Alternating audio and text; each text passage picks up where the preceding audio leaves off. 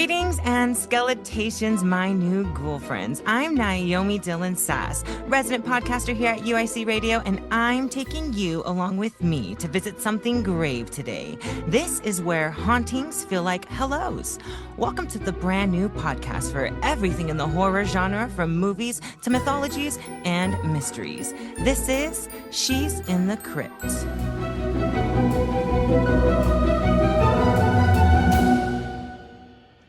Along with us on this week's frightful journey, a frequent voyager on the SS Undead Express, coming directly from the deep blue depths of purgatory, a photographer straight from the crypt, Marissa Burke. I prefer to have family around for the holidays, so I had to bring back one of my favorite ghoul friends.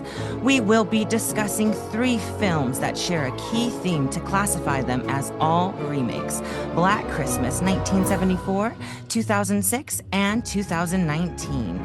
This is a classic holiday horror tale that gives each slasher their own personal vendetta against these sorority sisters. There will be a trigger warning at the beginning of each of my episodes, just in case today's dark discussion isn't your preferred potion. I'm going to be talking about sexual assault, verbally and physically, abortion, incest, and cannibalism. Ghoul, I get it if you can't listen to that right now. Just leave us a like on the way out and be sure to tune in next week for a different dark discussion. After this quick break, I'll be back with Marissa Burke. Together, we'll do some grave digging into these 3 different movies that are filled with girl power specific to each of their eras. I'll be rolling in my grave with excitement while you listen to this quick message from Beyond.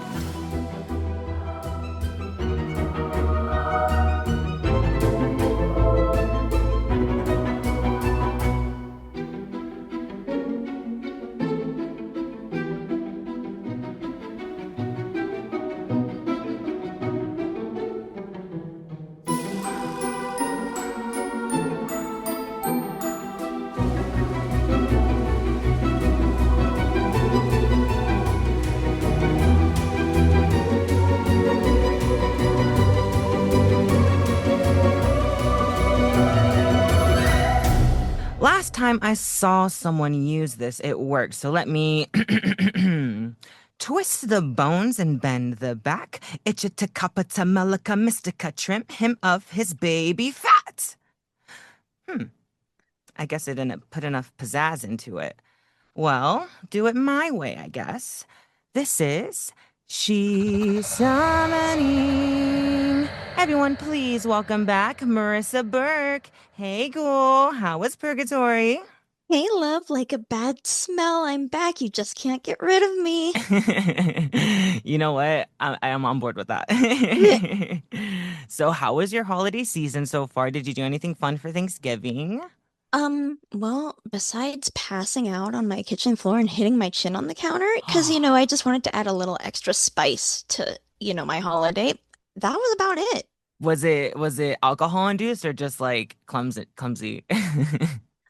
Just, I got a bit of the whiff of the vapors, and I just I was Mm. verklempt and overcome. Oh my God, are you okay? Yes, I'm fine, but thank you. I do have a nice little bruise on my chin, though. It's very cute. Oh no. Yeah, my Thanksgiving was honestly shit. It was so stupid. It was the dumbest Thanksgiving. Top number 1 stupidest Thanksgiving. I was by myself, which not the problem. I don't mind being by myself. I was gonna cook myself like a big old turkey and everything. I got spent like $70 on like a big ass dinner, cleaned out my fridge, so I made sure there was like enough room for the leftovers and stuff. And like just as I prep my turkey, I go to like turn on my oven and like I went to go like check on it to see if it was done preheating and like it never turned on and I was like, are you fucking kidding me? Oh So the my gas God. got turned off because I didn't pay my bill because I'm broke. So my gas got turned off, so I was like, okay, cool, whatever. So I tried to like put it on a payment plan. I paid the first thingy, but then since it was like the holiday weekend, they weren't able to like I wasn't able to talk to nobody to request them to like turn the gas back on until today. So that's what I'm gonna do after the podcast. So then I told my mom, and my mom was like, oh, well, why don't you go like get something to eat? Because you have to eat something. I was like, okay, cool, yeah, whatever. I guess I'll go to IHOP or something. So then I go to IHOP, I get something to eat. On my way home from IHOP, there's some dude that like runs into the middle of the road. And so the dude in front of me like slams on their brakes. And then I had to like slam on my brakes and swerve out of the way. And then like the left side, the front side of my car clipped the back of their passenger side of the car. Nobody got hurt or nothing. Like my car got most of the damage. Nothing like in the interior, like to the engine or nothing got messed up, but the exterior got like fucked up. There's like a piece of the there's a piece of the frame kind of like pressing on the tire a little bit. So I'm not driving it because I don't want the tire to like catch something and like fuck something more up. So I'm waiting for like their insurance adjuster to come figure it out. I already like made the claim and everything. And so since it's the holiday weekend, somebody was not going to be able to, I'm sure they're barely like opening up the claim right now, on their email. So I know they're not going to be able to get somebody down here to look at it until sometime this week. So I'm stuck without a car. I took public transportation this whole week. It's been so gross. No. Oh my God. Happy I holidays. know, 'tis the season.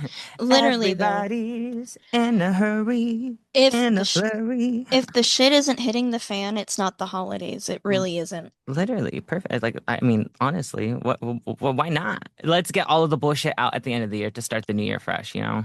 Exactly, because this year didn't put us through the ringer enough. Let's just throw a Mercury retrograde at the end, which is over hmm now at least, but hmm still, we didn't need Gatorade, that. Gatorade has been in the microwave for sure. Oh, definitely take that baby out of there. How was your load-in? I know you're doing load-in for your show. How was your load-in? Loden was good. Um, it's a little stressful. This show is very prop heavy and very sound cue heavy. So just getting everything in order. I'm not the most type A of people, so trying to make sure everyone else is staying organized is definitely a challenge, but I think I'm thriving. We open this weekend and I'm excited. Ooh, this weekend. So, when does it close?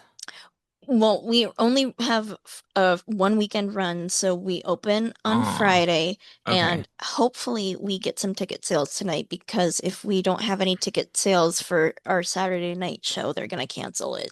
How much So is a ticket? I'll buy it. I won't go, but I'll buy it. I give someone uh, a ticket. I think you can either do a direct donation or a general admission ticket is $22 on vagabondmenifee.org That's not if you're bad. curious. So. Yeah, everybody go buy a ticket real quick. I mean, fuck. Well, this is gonna come out literally like the Monday after. No, I know. It's like the day after it closed, but that's okay. I mean, it's still fun to talk about. You know what? I saw it. It was great. You guys missed out on a phenomenal show. If you didn't go, like you guys should have went. You missed out. Seriously, audience participation up the wazoo. So much fun.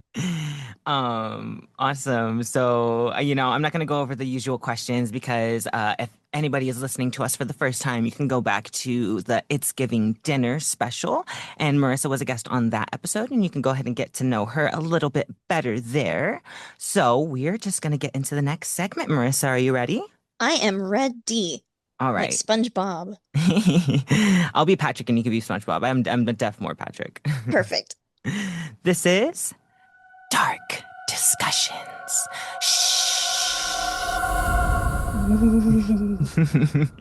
We're beginning back in the 70s, 1974 to be exact, when Black Christmas came out for the first time ever.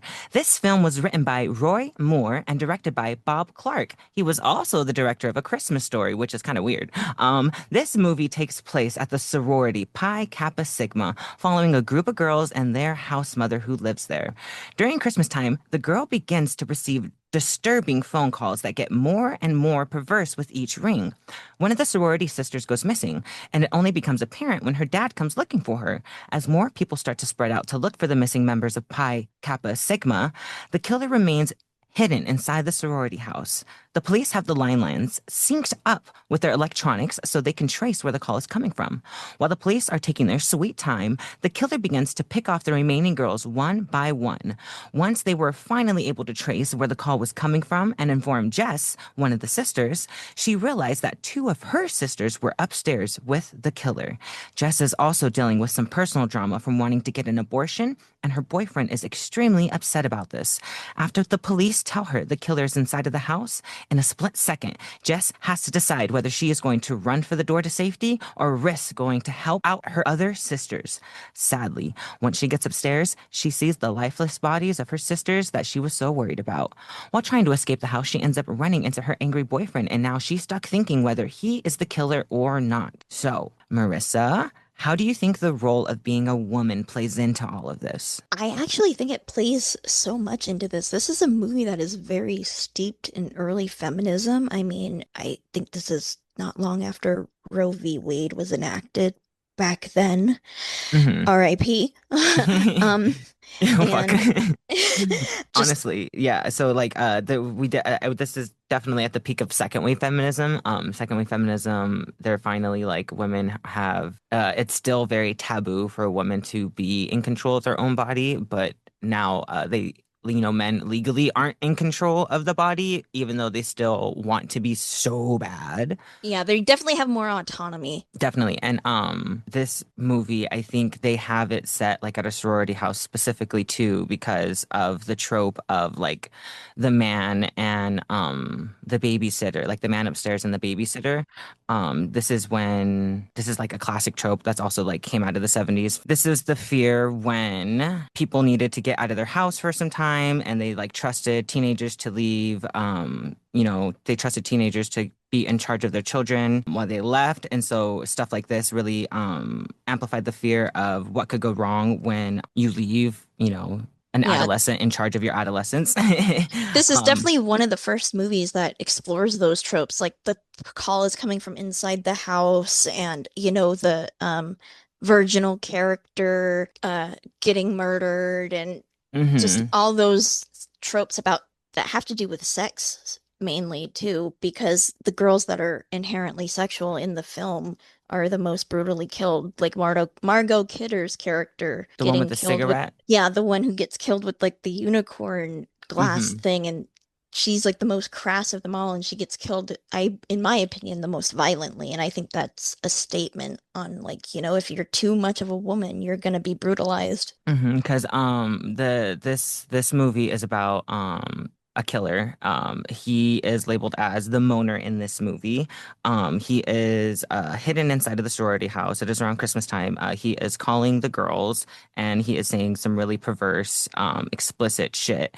And the girl that you were talking about, she was the one who like clapped back at him basically. So I can definitely see why she was the one who also got like brutally murdered the most because she was the only one who had like enough gravitas to say what everybody else was thinking.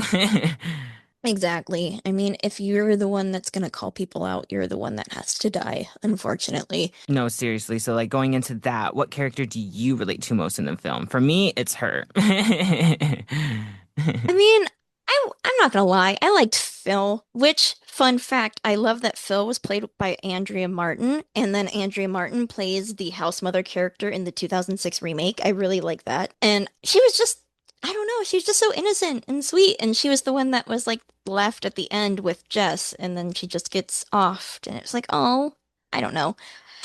Just the Oops. the No, I'm sweet just kidding. innocent. I know how off brand for me. No, no, no, no, no. I'm just kidding. No, definitely. Yeah. I didn't relate with Jess at all. Obviously, she's the main character, but I don't know. No T. I don't think I would have went back upstairs. Like, No. because especially like right before she was screaming too, like answer me, like, and especially as loud as she was screaming, as willfully as she was screaming, if I did not get a response back, I would not have went upstairs. Um, Yeah. It's like, I'd been I'm like, sorry, you're on your own. that literally would have been like, well, I tried. He can't get us both. Right.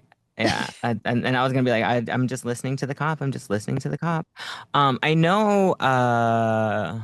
What was the movie? I did an episode on it. I don't know why I'm blanking on that movie, but it's like One Missed Call or something. But that one, I think that one like originated the calls coming from inside of the house, or this one did. Either one of them. It was like I think that one was 1969. I'm not sure. Okay, so when do you think you would be the one to die, like in a horror film? Like, are you the first one to die? Are you the last one to die? And like, why would you like what caught you up in the act? Hmm.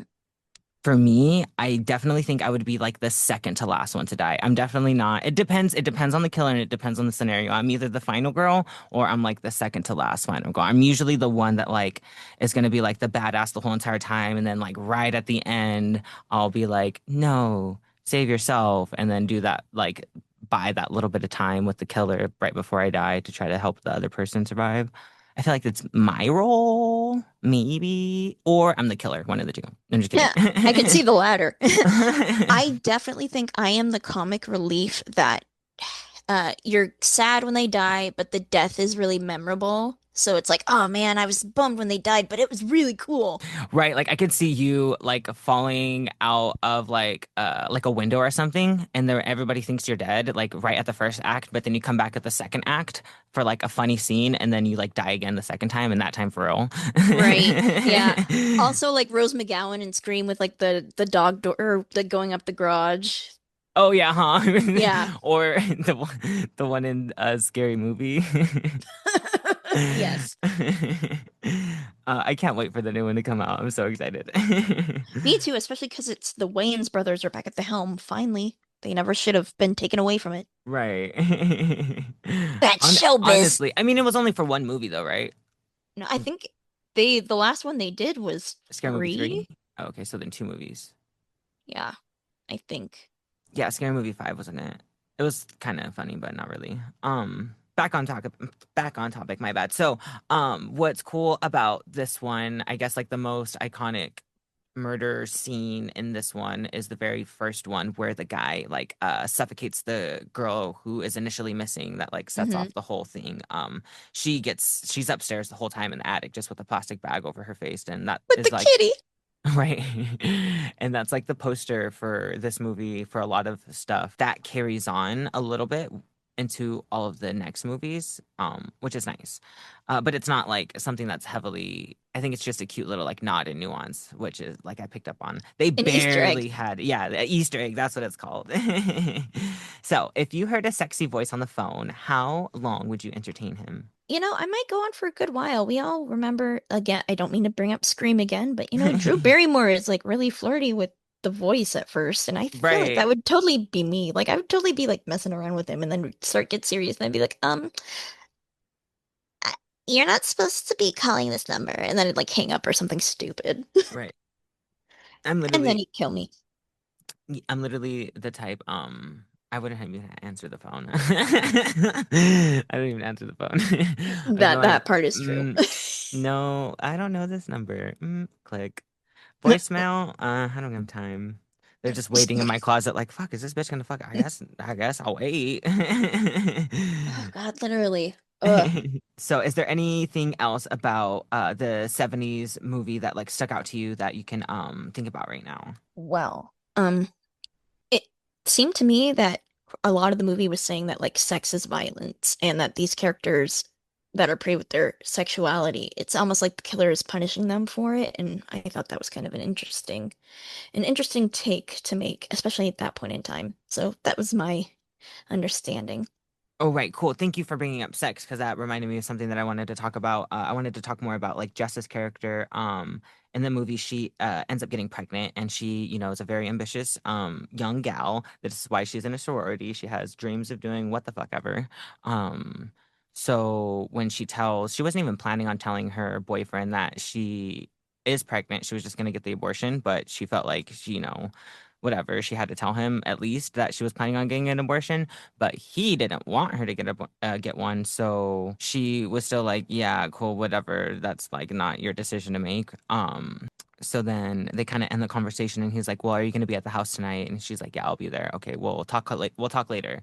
So then like in the midst of all the killing and stuff, he pops back up and he's like being super aggro, super weird because um like earlier they had a conversation about he basically dropped his dreams of being like a piano player or something because now all he wants to do is take care of the baby and this and that. So she's like, "Are you dumb? Are you stupid? Are you slow? Because that's not what I'm gonna do. That's not what we're gonna do. Like, I don't know why you expect me to drop what I want to do because that's what you want to do. What am I supposed to do?" And so that's very the vibe of the 70s and second wave feminism, and like the biggest problem coming out of like women autonomy and like the rights to their bodies and stuff is a good example of this situation. Absolutely. But yeah, so he ends up coming, like after she figures out everyone is dead in the house, she's basically the last one left, and he ends up coming right at the end, and he's kind of being super weird. She like is like ready to kill him, and him seeing her ready to kill him, he is like still like, "Oh, what's wrong? Are you okay?" Like still being weird and like coming up closer and stuff. So it ends with like her killing him, and then I kind of think like the way the movie ends, it feels like the cops pinned everything on the boyfriend, Mm-hmm. and she kind of feels like that's a good motive too because of how he was acting at the end. But then we see once they're at the hospital and stuff, and they're wrapping up, the case and whatnot, we see the film go back to the house, and the moaner is still inside of the attic with the house mom wrapped up, and then the first girl still In the suffocated. bag. Yeah, in the bag. And he goes to make another call. So it's like, ooh, he's still on the loose. Wiremen. No, literally wiremen. He was like, you know what? I'm bored. So, next up in the slasher remake, it has the same concept but with a killer twist. Written by Roy Moore and Glenn Morgan and directed by Glenn Morgan. This go around gives the ominous lines from the first movie some real meaning. "Where did you put Agnes, Billy?" This was stuff that he would say on the phone, the moaner. So now, Billy is the name of the killer in this movie. It gives him an origin story, making this a new film wrapped into the old one.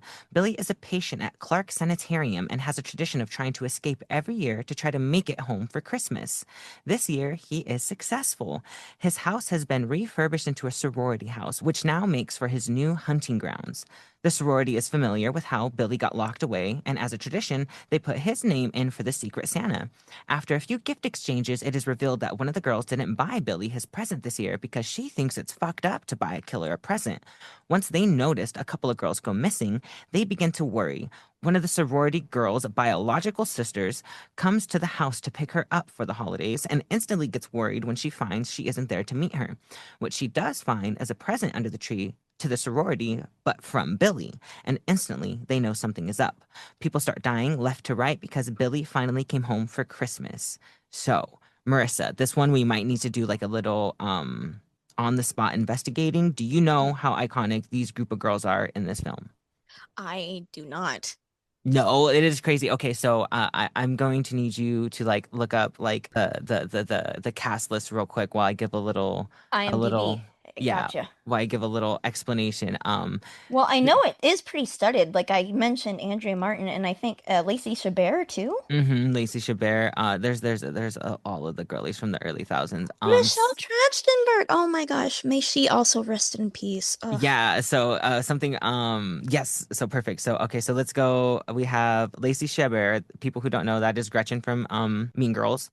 We have what Ramona Flowers. is that the girl that was in Sky High?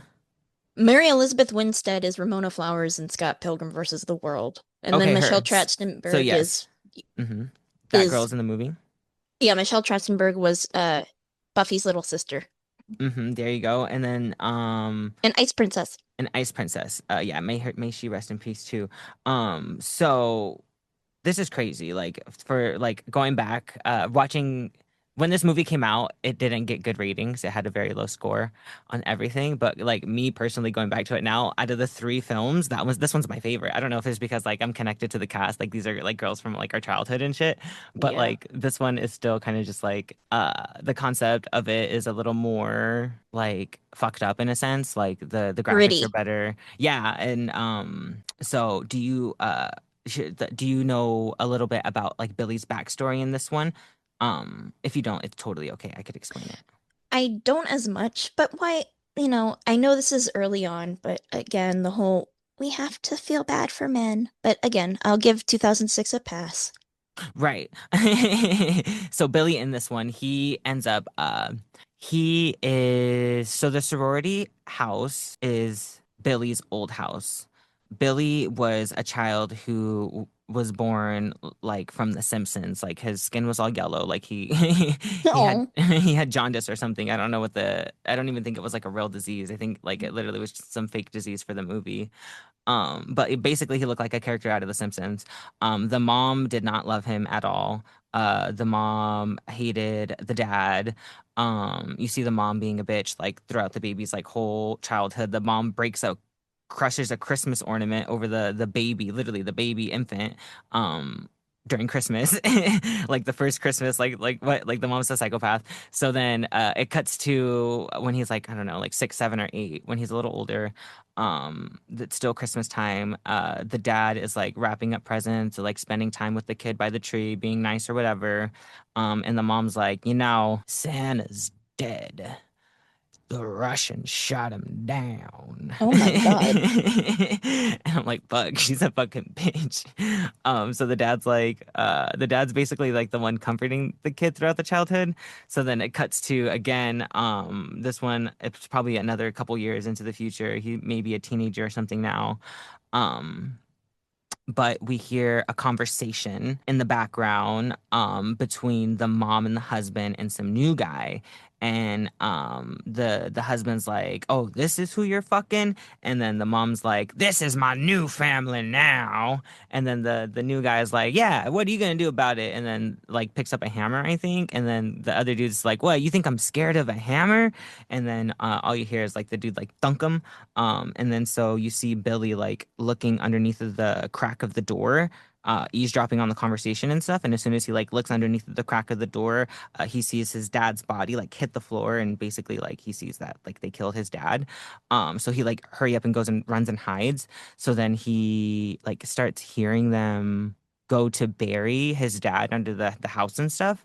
The mom is unaware that Billy knows, but however, when they start going to dig into the house, Billy ends up making some noises inside of the wall, and then the mom sees that he saw. So then he runs up to the attic to go hide, and then the mom locks him there, and that's where he basically spends the rest of his like teenage years into his adult years, probably. I don't know the specific ages. Excuse me, I'm gonna take a drink of water real quick. It's vodka. It is totally vodka. Vodka. No, it's a espresso martini. It's that you espresso. Yeah, I mean, I gotta have a little caffeine, not just all alcohol. um, Growth. so he's locked in the basement, not the basement. He's locked in the attic. So in the attic, this is where he spends a lot of time. So then, it cuts to again. This is what I mean. Like this is like a movie inside of the movie. These are all like different scenes. Like Billy's backstory was probably a good like 20 minutes of the movie, and the movie was like an hour and 20 something minutes. So it did give it like a little more depth in a sense to me, besides just some random killer picking on some girls. He's in the attic. One day the mom and the new boyfriend are like fucking on the stairs, and he like passes out like right after like climax and stuff, and the mom's like, "Man, what the fuck always happens to me?" So she, nasty little thing, goes up into the attic and basically like assaults her son, and like ends up getting and then it cuts to 9 months later where she has a baby, so it like heavily insinuates that Oh. Billy got her mom pregnant. So then it keeps Billy still living in the attic this whole entire time. So then it cuts even to more into the future now. The girl who is Agnes now. So now they give the name Agnes from the first movie. They give Agnes like an actual character. So now Agnes is the sister daughter. And it is Christmas again, and you see Agnes opening up like a Christmas present, and then she hears like something upstairs, and she's like, "Is that Santa upstairs or something?" And then the mom's like, "There's nothing upstairs. You don't hear nothing. Blah blah blah. Quit talking about it." And then she like goes to like go make them cookies or whatever, and then Billy had gotten out and ends up like taking Agnes, and then calls the landline, and then the mom answers the phone on the landline, unsuspecting, and she's like, Merry Christmas, with a cigarette in her mouth. Merry Christmas. as soon as he says something, what does he says? He says, she's my family now, which is like the tagline of this movie now instead of the other one, which was like, where's Billy or where's Agnes? This one, she's my family now. And then so she immediately knows like Billy got the girl, and she goes into the living room, sees that she's gone. So then she goes upstairs, and Billy ends up killing the Billy ends up killing like the boyfriend, the mom's boyfriend, the new boyfriend. He ends up like ripping out Agnes's eyes and eating it, or an eye, one of the eye, and eating the eye. That was like his thing. He like was totally Shrek and just loved eyes. He was like, these are grapes, gooey, ushy goodness. That shit was like the goriest thing in the movie, in my opinion. Like every time he would like eat an eye, it always like squished and like all over everywhere, and I was like, ugh. And I don't usually get grossed out by stuff, and that part, every time he ate an eye, I was like, oh, this is nasty. Ugh. And then he like kills the fuck out of his mother. He uses the Christmas cookie cutter and like bakes cookies out of his mom's skin and then eats that shit. So he ends up getting into a mental institution, and then that's kind of like where the movie picks up, is that he tries to break out every Christmas to try to go home. And this Christmas he ends up breaking out, and he sees that there's all of these girlies up in the house. So I don't know if he's like, I don't think this was like in the first one, it was definitely like a guy was going out to go like prey on young girls, you know? This one was more so, it was like a crazy person was going back home, and he was like, "Oh, y'all ain't supposed to be It's here." very Michael Myers, Yeah, right. Yeah, like, y'all ain't supposed to be here. What are you doing here? I'm gonna get especially with you. the sister. Yeah, right, especially with the sister. I think So it's go for it, my and bad. oh no, you're good. I think it's interesting that the director of the remake, the 2006 remake, also was the director of the remake of Willard, which is the horror movie about the man who has all the rats. So he's clearly this is a work that is rife for like re-rates and remakes and all Yeah, sorts of things. the And he gore has a in type, clearly. literally the gore in this one was definitely chef's kiss. I think that's why also this one is my favorite one out of all three. Again, you guys, we are recording through the internets today. So we are going to take a quick little break, and we will be right back after this quick message, and we will finish wrapping up talking about the 2006 version of Black Christmas. Alrighty, and we are back. So, a couple things that I wanted to talk about with this movie is did you know there was a couple different alternate endings to this movie? Not alternate endings, but alternate endings to some scenes in this movie. Okay, I said I did not. Please share. Oh, okay, for sure. No worries. There's only two major ones where like two of the girls were dying. One was the blonde girl, I think the drunk girl. Mhm. I think she died differently, and the other one was Ice Princess. So, can you do me a favor real quick? Can you look up when Ice Princess came out and when this movie came out and which one came out first? Ice Princess came out in 2005 and this movie came out in 2006. I know already know that. All right, perfect. Period. So then this that like confirms my theory, or it's probably not even my theory, but so in 2005, not 2005. So there is the US version. The US version, the way that what is the Ice Princess's real name again? Michelle Trachtenberg. Michelle Trachtenberg? Yeah, Trachtenberg. Trachtenberg. Yeah, so when Michelle when her character dies in the US version, in the US version, she dies by an ice skate. The killer finds a pair of ice skates and throws it at her. But in the international version, she dies in the hallway with a bag wrapped around her head, and then she gets one of her eyeballs popped out of her head and gets eaten. Huh.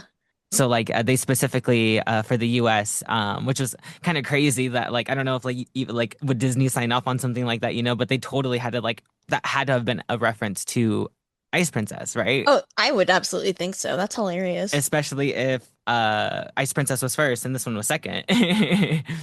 Yep.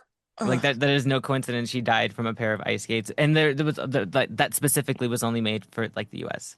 But yeah, that was one of the alternate thingies. That was like a Easter egg deep cut if anybody didn't know. You can find the alternate endings on YouTube. And another thing is with this movie, was it just me, or was like the early 2000s like the decade of like incest? I don't think you're wrong. I Like, mean, right. There was a lot of like brother sister stuff going on. Like what was that one Disney show? where she was like in love with her stepbrother, Derek Not. something. Oh, Life with Derek. Life with Derek, yeah, that was from the early thousands. That was very incest. There was a very famous episode of The X-Files called Home that came out in the early 2000s that was very incest related. Yeah, Shout somebody out to needs David to. Duchovny, the hottest man in the 90s. Someone needs to do a research paper and figure out why that is. Because yeah, I think if we dug a little deeper, I'm pretty sure there's more and more movies that like have that trope, I and went, it's kind of just like, yeah, sure, whatever.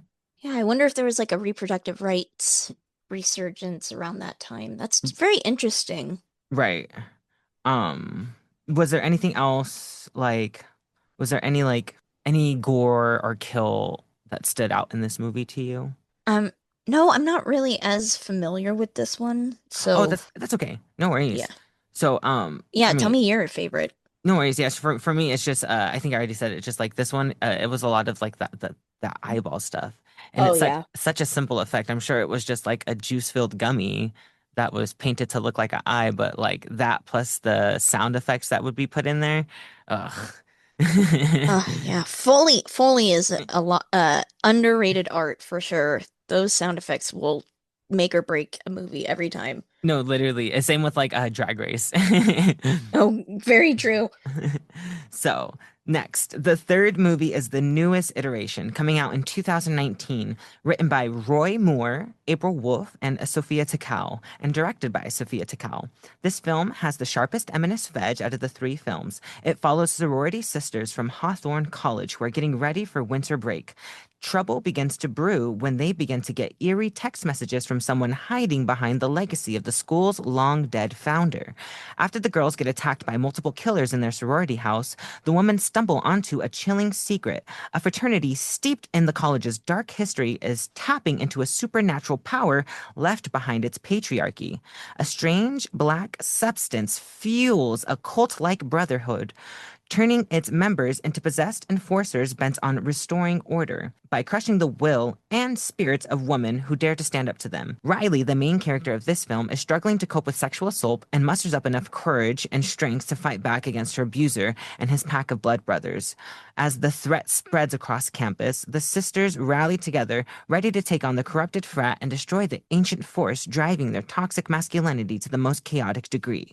Marissa, do you think this movie was as bad as it sounds? I think it might even be worse than it sounds, to be honest. I mean, we already had a decent enough plot, and then we have to throw in the supernatural. That's just when you've lost it for me. Literally, I really don't think like I literally just could have think it could have been they could have just literally used the excuse of boys being boys as the motive for this, not no supernatural goo blood dripping from the statue. Exactly. Why did we have to go to Jason Goes to Space with this? I don't understand. We're doing too Okay, much at this point. okay, hold the phone, hold the phone. Jason X, is that the movie you're talking about? I believe yes. Okay, hold the phone. I'm gonna need you to hop off of this Zoom call because that movie is the best. No, I'm just kidding. That movie does have like one of the top kills in like horror history. Jason cryogenically, that's such a big word, Mhm. cryogenically freezes somebody's face in like a vat of like ice or what the fuck ever. Oh, liquid nitrogen. Yeah, liquid nitrogen. He like shoves the bitch's face inside of there and then like picks it back up. You can see her whole face is frozen, and then he like slams her face against something and just like crushes, Psst. like Ugh. disintegrates, like her face just shatters. And I like that one is that one. And then there's another campy kill in that one. There's like a simulation that he goes into. This one is so funny. I don't know why. But he goes into there and it's like a simulation. He's at a camp. There's these two girls. They're being like weird, frilly little and they're like playing what is it? The stuff with the pillows when you hit each other? Pillow Oh, fight. pillow fight? Yeah. They're pillow fighting with sleeping bags and stuff, and so Jason like walks up on them and then it like cuts away from him and then it cuts back to him and then the girls are inside of the sleeping bags and he's using them as like a pillow and he's like pillow fighting like the trees with them in sleeping bags. Yeah, that movie does That's have some good kills. The plot's not there. The plot is not there, but at, the gore is there. hey, at least it had something because it has to have one or the other. And if it's Right. lacking in both, it's like, what was the point? This one was lacking in both. Oh. Yeah, Unfortunate. this iteration of Black Christmas. I will say there was some actors in there that did an okay job. Um, We all start somewhere. right, exactly. Like if I got cast for the movie, I'd have done it. I'd have signed. Yeah, I Um, mean, like if I was in a Instagram reel about being a vampire and falling in love with my neighbor, I mean, I would just be the epitome of proud. Oh, I'm sorry. That's so funny. That's a deep cut, y'all. Um, if you know who you are, you know who you are. What are some questions that you might have about this film?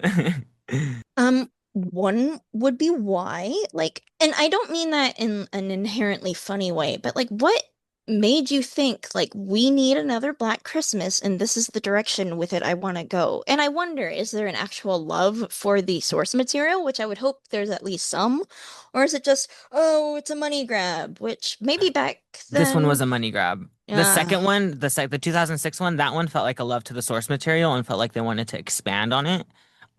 This one, it was they took the name and they took the concept of a sorority getting attacked, and that's basically all they kept. And they kept like the first one. I'm gonna talk about all three of them in the aspect of feminism. So the first one, was very taboo and it was very out there and it was still like, oh wow, for the world to see a character like Jess, to stand up to her man and take control of her own body. And a character like the one that smokes the cigarettes that is brass and sexually explicit and isn't afraid to use her body to get what she wants and gets what she needs. That was like true feminism, without having to say like I'm a feminist. The second one, I still think they had a lot of feminist qualities in this one because this one gave a lot more final girl vibes to it. Not like the girls didn't feel helpless, like a lot of the girls were fighting back in it. And they like the one man that was in the movie, they kicked him out of the house and called him a bitch basically, and like, that was also very feminist of them to be like, no, we don't need a man. Basically, get out of here. We can handle this all by ourselves. Um, then this one, the third one, this one is I'm a feminist, woman power, which is cool. But it's like this is the one where it's like getting like shoved down your throat in a way. It's like, okay, you can convey this message without literally saying the words of the message. You know? hitting you over the head with it. Yeah, I'm looking at the poster right now, and it looks like the poster for that series on Showtime, Yellow Jackets. I mean, Yeah. which very feminist, very woman powered, which there's nothing wrong with that. But No, definitely. is this the way to do that? Right. And it was and the thing and if this movie was all about feminism, right? The thing that kind of really like fucked me up and like made me be like boo to this movie was the main character in this one. She is dealing with sexual assault. The one this was a really there was some cool. Okay, so before I start talking shit, because I'm usually very Paula Abdul. I'm very like, I love everything. But so let me say something I do like. I did like the very first kill in this movie. It was very creative for Christmas. She died. The girl who died, she died in the snow and kind of made like a snow angel. I don't think I saw that before. I do wish there was a little more blood. However, the snow angel concept of her dying like that was pretty cool. Um, I thought that was a creative scene to see.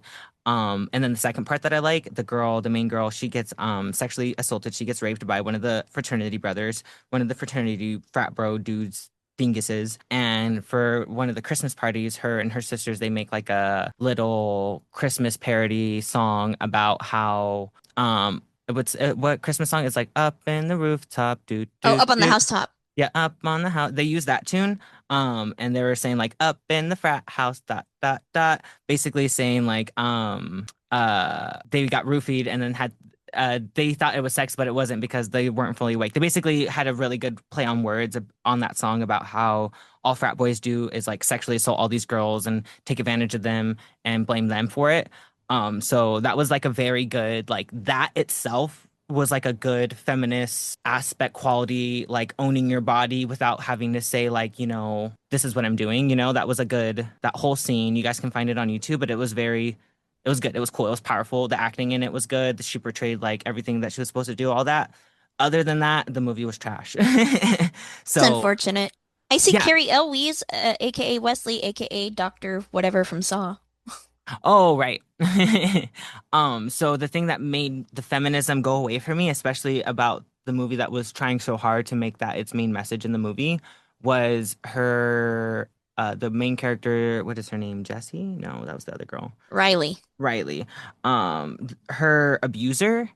Her abuser, she is faced at the end with her abuser. It's basically like it's this giant brawl between sorority girls and frat brothers. um and she's faced with her abuser, and she's basically given like the opportunity to kill her abuser, and instead of like taking that power, she does have a fight with him and she does like beat the shit out of him a little bit.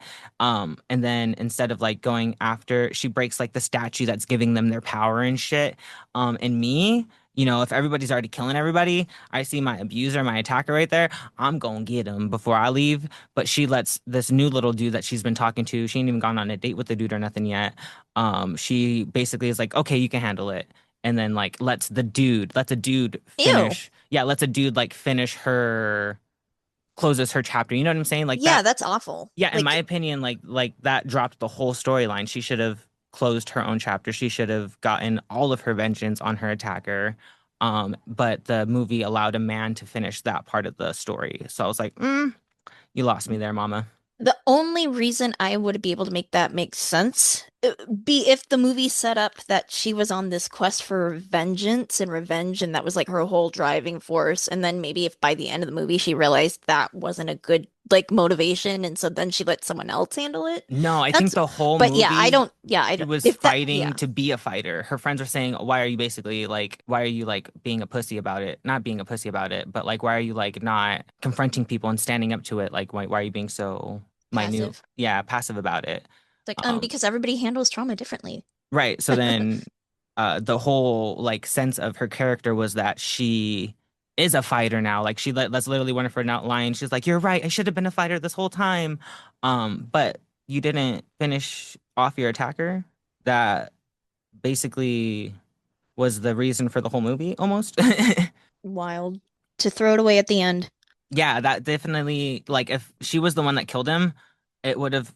I think the movie got like a 1.5 star or something out of 10 on IMDb. It says Um, 3.5. oh, okay. Um, Check Rotten Tomatoes. Oh gosh. I want to see what they got to say. Yeah, now I'm curious. Um, so yeah, 3.5 is crazy. It probably would have gotten a 5 from me if I agreed with the 3.5 scale. If she killed the dude at the end, it probably would have gotten a 5 for me. 41% on Rotten Tomatoes, by the way. That's so crazy. 31% on the popcorn meter. What about the 2006 version? I know the 70s version, that one's like a 70%. Yeah, that one, and that one was just well done. And Yeah. again, I And it love, was the original. It was the yes. birthing of it. Well, I mean, it was based on the novel. Oh, but same was like, But yeah, yeah, yeah. I'm yeah. sorry. Yeah. 71%, 76% popcorn meter. For 2006? Oh no, this was 1974. Wow, I'm Oh, my bad. okay. No, I don't know why I looked up the wrong one. No, it's okay.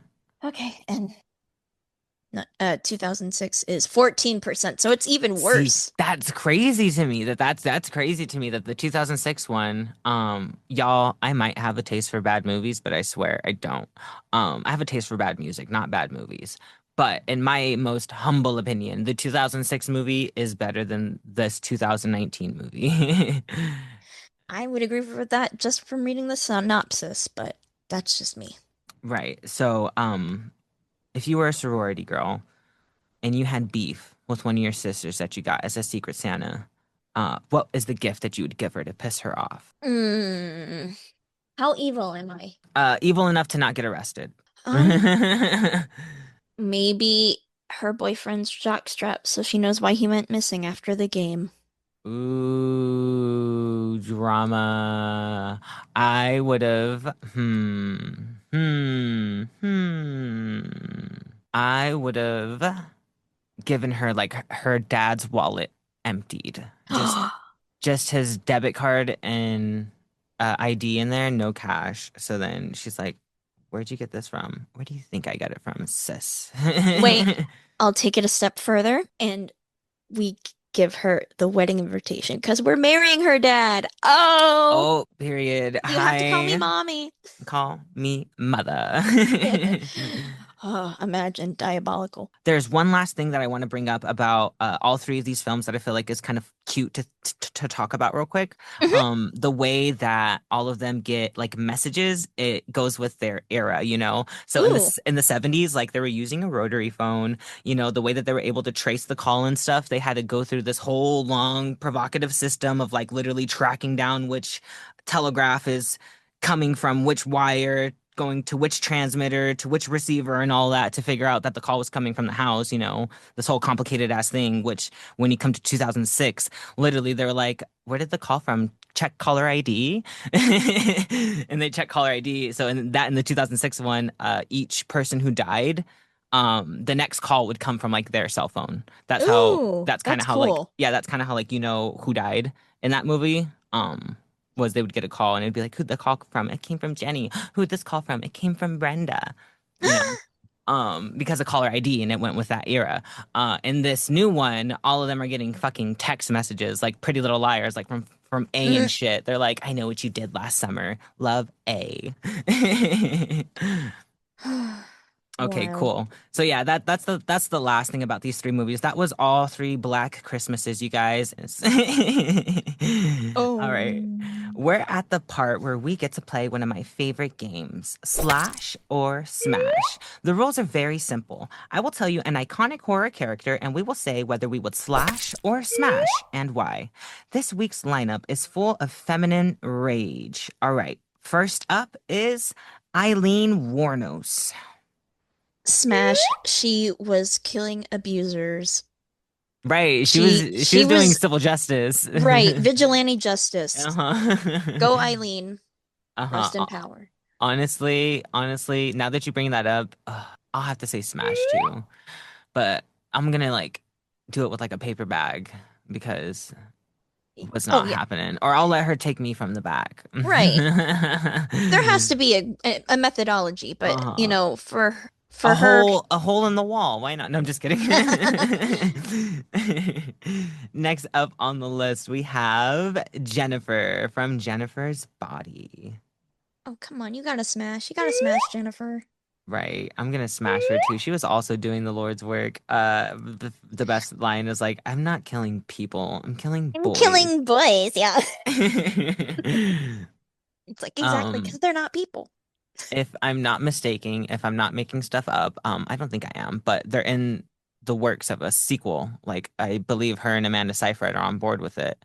Or they're down to do one. I believe it may be in development. I don't know if anything is actually like Because I know coming to fruition. yeah, I know Amanda Seyfried had an interview saying that like she died in it, but like who cares? Right.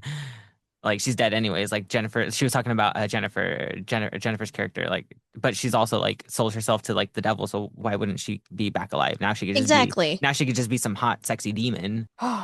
And she could possess Jennifer's thoughty. Jennifer's thoughty, and now she possesses boys instead of killing them. It Oh, makes like that'd be good. right. And then she wouldn't even have to act. It would just be like the guy having to act. All right, next up we have Annie Wilkes. This is a fictional character. Do you know who this Oh, is? yes, I do from Misery. Yes. You know what? Smash Annie too, because she was just a fan. You know She what? just knew what it was like to be so in love with someone's piece of art, and I commiserate with that. I'm your biggest fan. I'm gonna say Slash. Fair. Um, Too clingy for me. Too clingy for me. I feel Uh, like, you know, if this is somebody with that much love to give, if I gave her just a little bit of my love, I would never leave the house. I would every bone on my body would be broken except for the one that ends in R. Um, because that's crazy, you know what I'm saying? So yeah, Annie Wilkes is gonna get a smash, but Kathy Bates could get a smash. So yeah, Annie Wilkes slash, but Kathy Bates, she could get a smash always. I'll give you that. Okay, who's Okay, next? next up we have Pearl. This is gonna be unpopular, but I'm gonna have to slash her. And I know I feel like everything I'm gonna say about Pearl is like the same argument I just made for Annie, but Pearl was just a little too much. Like I sometimes don't you have care. to I'm a star. I don't care. right. Like sometimes you have to look back and be like, girl, I love Mia Goth. this is not this The is not it. first movie of those three movies, I Oh, haven't triple watched. X Is or that the first X? one? I think Yeah, it's X. X. Yeah. The one with Jenna Ortega. Yeah.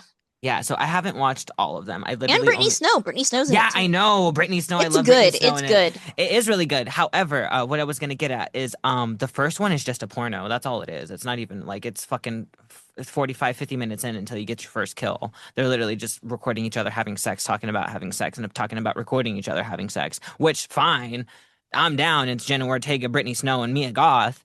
But that one was lacking like a climactic buildup for me. Um, I kind of liked it because there's that whole trope about like, oh, the people that have sex die, but they're all having sex. So it's not Yeah, like we you all can have use sex that to and we kind all of die. not all of us, Naomi. Okay, you caught me. I'm a liar. But so for me, I don't know if I said slot. I think I'm going to say I'm going to say I'm going to say I'm going to say slash. Pearl gives me Leo vibes, and I don't like a Mm, Leo. mm, Sorry, Leo fair. girl. Next up, we have The Wicked Witch of the West, not Elphaba. I feel like for those who know, that's how you can tell the distinct difference. If we're talking about the new Wicked, we refer to her as Elphaba, but when we're talking about like the old one, this is the Wicked Witch of the West, right? So Margaret Hamilton, I believe, who played her. Mm-hmm. So the one from Wizard of Oz. Mm-hmm. I think I want to smash because she had a vision. You had your Even t coffee enema today. You are on one. I'm just even kidding. taking Wicked out of it because we're not looking at that. I mean, her sister was just murdered. Why didn't she get the shoes? They were willed to her. I would be pissed too. I am going to say, with a nose like that, with a voice like that, with a chin like that, with a beauty mark like that, with an outfit like that, with skin as green as that, I'm gonna say smash. Yes. That's my type.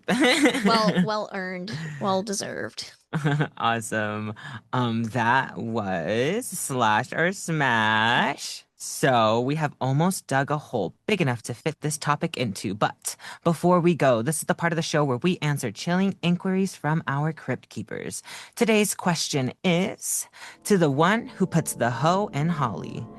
I've been getting these strange calls recently over the span of the last 2 weeks now. For context, I am a college girl. I live in an apartment by myself. Yes, it's a studio, but I do have a landline. I thought it was vintage, so I thought I would hook it up. I never give anyone my number. Anytime the phone rings, I think it's a good time to start a conversation or make a new friend. So, this guy has been calling me for the past 2 weeks, and his voice is super sexy. The stuff he talks about is kind of ominous, but I still entertain him. He told me once I had nice curtains, which was weird, but I brushed it off. Sometimes he'll say things I would have talked about earlier in the day, like with my friends, but it's strange how he knows these conversations that I had.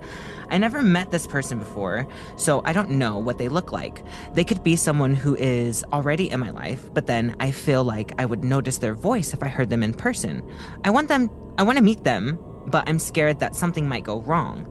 Am I crazy for wanting to figure out who has been calling me this whole time? Should I try to star 69 the number first? Is that even still a thing? Do I try and text him instead of doing the mystery calls? Or do I be bold and plan a date for us to meet? What would the date be? Yours, Ghoulie, a hotline tired of blinging. Well, in my opinion, you are not crazy for wanting to meet this person because curiosity may have killed the cat, but satisfaction brought it back. And you need to get that satisfaction and find out who is this mystery person. And you know what? Even if they do end up killing you, what a way to go. I mean, Right, you went to seek the great beyond and you right. found it. You'll always think what would happen if you did, you know? And Yeah, that's something that I like live my life off of. I would always be like, okay, I'm gonna do this because if I don't, I'm always gonna think, okay, what would happen if I did. Yeah, you don't want to wonder, you want to know. No, seriously. So, and then what was the other one? Should you try star 69ing the number? See, star 69ing the number is a dangerous game. You can star 69 the number and somebody else might pick up, and then that might like kill the vibe, you know. It could be somebody who is already maybe talking to someone else, or it could end up being like your friend's phone that picks up and they have some sort of voice recorder and it gets kind of crazy. You could try to text him. Can you get a number from a landline? Because you can't text from a landline, duh. But like, can No, you? but I remember this was like in middle school, God, in the 2000s, and I like I called my friend's cell phone from my house phone, and then they sent a text to the house phone, and I remember like the house phone rang, and I picked it up, and it was like the robotic voice was like reading the message. I don't think that's Oh, like, right. And then it can say the number. So yeah, maybe next time you call, send him to voicemail and hopefully it gets the number. And then you can use the number. You can Google the number and see like where it takes you to. Maybe it's like a pizza place or maybe it's actually like a good number. right. Don't worry, Ghoul, there's hope. Right. And so if you do end up like taking him on a date, what should this date be? Where do you take a mystery person that likes obviously they're into like vocal stimulation or else they wouldn't be playing phone tag. So where would you take somebody like that? Um, well, preferably a public place, because I don't want to get murdered right away. Right. I mean, they can take me to the second location. I know what happens there, but we at least have to make it Ooh. to dinner. Right. Okay. So, you guys can definitely go to dinner first because the place that you're going to go to is definitely the place where you're probably going to end up dying at. But so when you're Oh, done with dinner, you can go to a park. And you know, at parks where they have like those little speaker things you could play with, where like on one side of the park you like speak into it, and on the other yep. side the other person's there. So you guys can end your do a little sexy talk in the little speakers at the park right there, and then let the night go where it's going to go from there. Either you guys are going to have a really spontaneous time somewhere, or you are going to meet a ill fated death. I am so sorry. Either way. Hey, either way, you took a chance. Right. And life is too short to not take a chance. Exactly. And sometimes those chances shorten your life. But hey, we live and we learn. Right. So I'd like to thank my guest, Marissa Burke, for hanging out with us today. Macabre Marissa, do you have anything to plug this go around? I have nothing to plug except I just want everyone listening to this to take care of themselves during this holiday season. I know this isn't the easiest time of year for everyone, and I just want everyone to take care of themselves and check in and just, the holidays doesn't have to look how you think it should. So that's just my 2 cents there, because I know this isn't always the easiest time of year.